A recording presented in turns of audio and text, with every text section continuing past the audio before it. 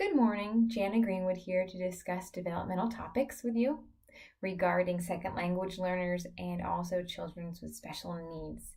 So I believe one of the first things that we need to recognize is the uniqueness that everyone brings to a classroom of American English speakers and also those typically developed students. Science shows us those early years are so critical as that baby brain begins to develop and is taking in statistical data. Because of our experiences early on, the development of our brain and the way we think is different yet beautiful for every child. Therefore, when I look out into a group of children and students, I want to remember that they are all different and uniquely beautiful. And simply because one has a special need or comes from an ESOL background does not indicate their level of desire to learn or their compassion or their creativity. So first, I think it is important we identify their individual needs. This can vary from student to student. For English language learners, it would begin with their understanding of American language. And also for students with special needs, that includes speech and language, physical motor, intellectual, social, emotional, health impairments, and specific learning disabilities, that we should know their diagnosis as well as their range of abilities. Aside from that more clinical approach, I think it's important to know them as people, as children. Someone who has dreams, ambitions, likes and dislikes.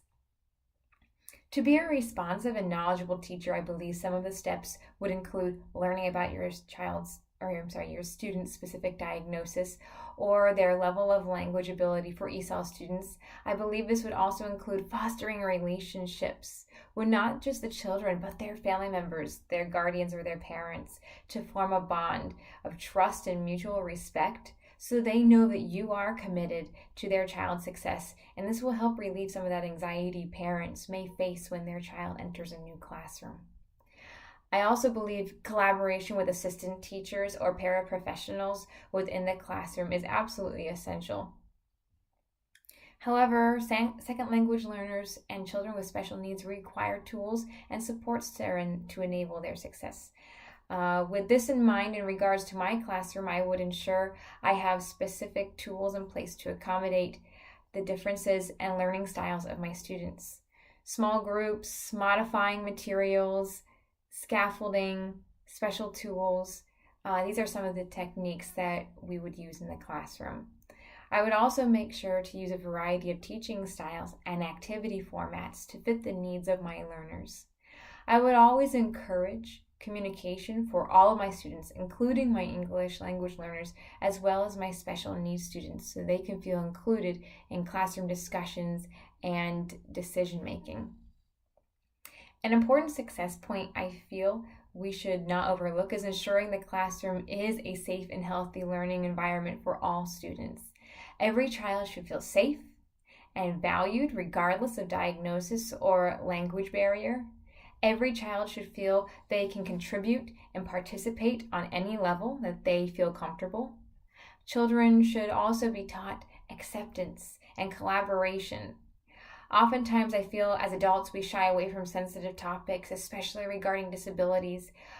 Oftentimes, I feel that we even move our children away from differently abled people so that we don't have to have that sensitive conversation with them or feel that other person might be embarrassed by our child's reaction.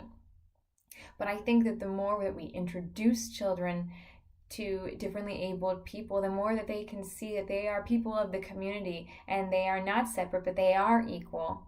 And this goes for adults that are differently abled as well as children.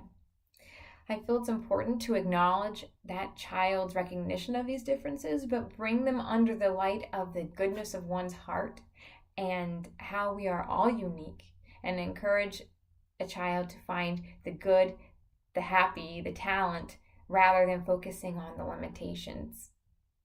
So that is some of the information that I have regarding developmental topics. Thank you for watching. Have a great day.